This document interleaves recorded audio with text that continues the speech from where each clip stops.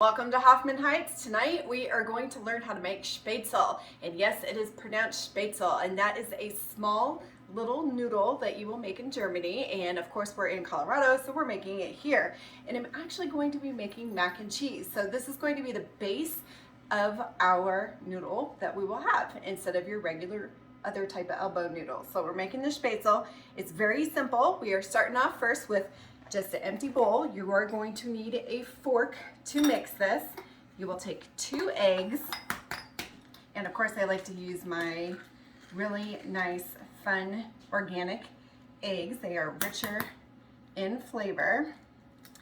And, oh, well, hey, looks like we got a mix on those. Look how deep orange that one is. The other one is super yellow. All right, so we're gonna mix those up together. Doesn't need to be perfect. You are going to mix in 1/2 cup of water and mix that a little bit. And then next up, you're going to add in 1.5 cups of flour. Nothing special, does not need to be sifted or anything. So you will gently mix that in, otherwise you will be wearing your flour. And we are also going to add on, or in, 1/2 teaspoon of salt and 1/4 teaspoon of baking powder. Do not get this mixed up with baking soda. It will just ruin the recipe. So baking powder, 1/4 teaspoon of that.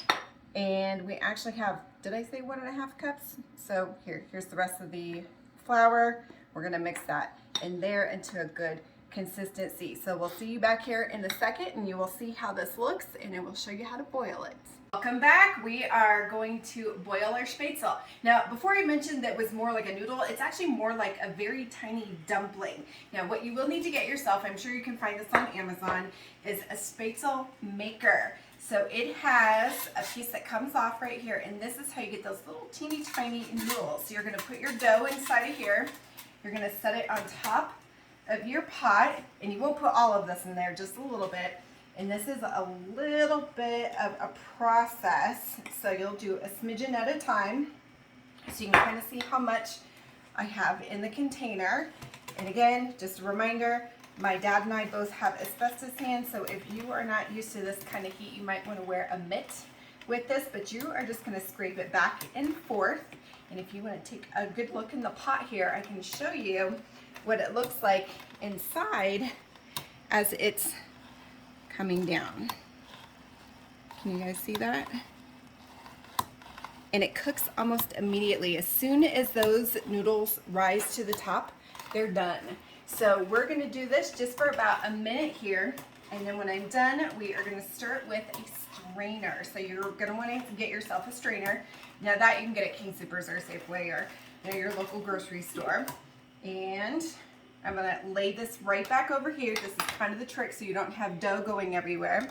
You will want your strainer and a glass pitcher because you will get water underneath. So you will stir it with this and take a look at what they look like. And we're just gonna scoop that right up in here. Try and catch all of them if you can. You're always gonna lose a couple stragglers, but this is the reason why you want this glass pot, is so you can carry it to the kitchen sink. The key to Spaetzle is if you don't rinse it with cold water, it will actually turn into one large blob. So you're gonna rinse that with cold water, and you can kind of see how they're all starting to separate. It was almost one where they were kind of look like they were coagulating together, and now they are more separated. So you're gonna get all of your water out of there. You're gonna return with your glass bowl to a separate pan that already has a little bit of butter in it, and I have it on a very low heat, like extremely low. And you are going to go ahead and put this in here. You can stir it if you want, or stir it later, and then we're gonna go right back to doing this again. And this is part of the mac and cheese that we're gonna make in a couple of days. So do this ahead of time. You can put it in your refrigerator. It's gonna be perfectly fine. So Hoffman Heights out, taking food to a whole nother level. And we are back. Our friends are coming over here in just a few minutes. So we are making the rest of our mac and cheese. You can see the noodles are already done. We made the Spaetzle the other day, so I've just pulled that out of the fridge. I also already pre-made bacon, cooked this and red onion. This is gonna be our topping. And right now I am making our roux to make our melted cheese. So you want 3 tablespoons of butter, and you will take it off of your heat right quick to add in your flour. And that is the same amount of flour. So 3 tablespoons worth of flour. And this is how you make your roux. A lot of people make the mistake on mixing this in all together with their milk and everything, and then you wind up getting lumps. So you want to do this ahead of time. So if you have 2 tablespoons of butter, you will do 2 tablespoons of flour. So in this case, we have 3 tablespoons of butter, and of course Kerrygold butter, and 3 tablespoons of flour. So take a look at that, see how smooth that is inside of there. That is how you want that to look. So now we're going to add our goodies. We're going to add in a couple cloves of minced garlic. So that's going in.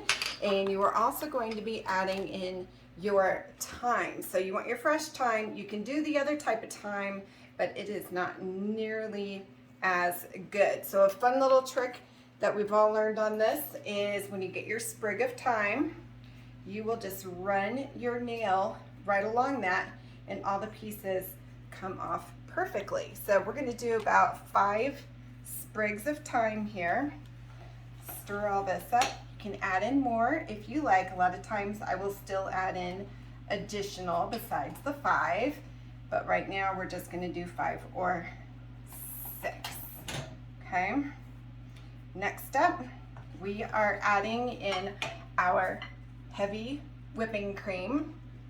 And the heavy whipping cream is pretty darn heavy. You can see how this is going in here. That is very thick.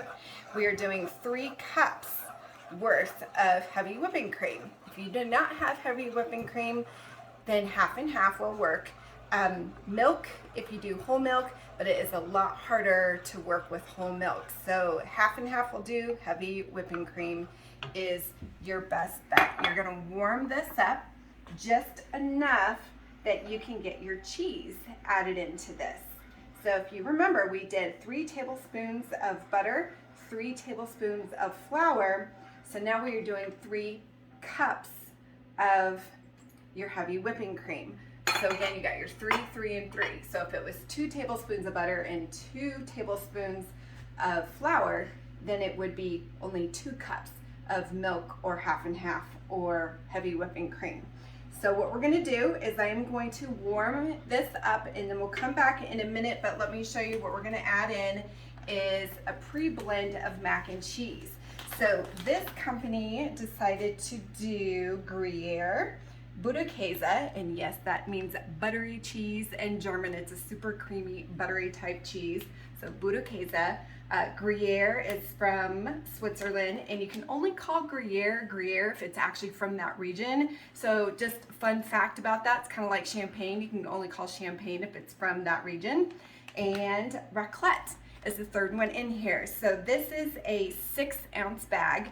So we're doing 2 of these bags, so there's going to be 12 ounces of cheese in here. So once this is warmed up enough, we are going to add in our shredded cheese. You can also pre-shred your own cheese. You can do a white sharp cheddar. That is totally your choice. Now, one other thing to keep in mind, like I said with the heavy whipping cream, we are only going to just slightly warm this up in order to melt the cheese because we already have the thickness in here. But if you have milk, you need to bring it to a boil so that you make it thicker with that roux. And if you just heard the little beep going off in the background, the oven is heating up to 350 degrees, and we will be putting all of this in there to warm it up for about 30 minutes. And we're back. So if you take a good look at this, we've added in our cheese. So check out the consistency, looking great. And now what we're going to do is add that in to our Spaetzle. We are going to stir that up real good here in a second. More cheese, the better. And it really doesn't matter how many noodles you have in there. If you've got more noodles, it's fine, but I like less noodles because I'm all about the cheese. So we're gonna stir this in here. And then we're gonna add our bacon and red onion to top. And we did 2 pounds of, and I always say we because my husband's filming this, so this is a group effort. And the topping is 2 pounds of cut bacon. Cook it till it's nice and crispy, and 1 red onion, dice it up. And cook that red onion in the bacon grease. So now we got this stirred up really nice here. Looking good. Get all of our cheese mixed in. All right, flatten that out a bit. And now we're gonna add our bacon and onion. Remember, we did this ahead of time to save time. More the better. I know a lot of people like just a smidgen, but this is more than a smidgen. Sorry, you're seeing the back end of that dish there. And yes, keep a little bit of that grease in there, not too much of it though, because then you'll start separating your cheeses out, so not too much grease. All right, we're gonna put that in the oven for 350 degrees for 30 minutes. See you back here in a bit. All right, we just pulled it out of the oven and you can kind of see all the cheese bubbling on the edges, and if you listen, you might even be able to hear it. Fun. All right, ready to serve up.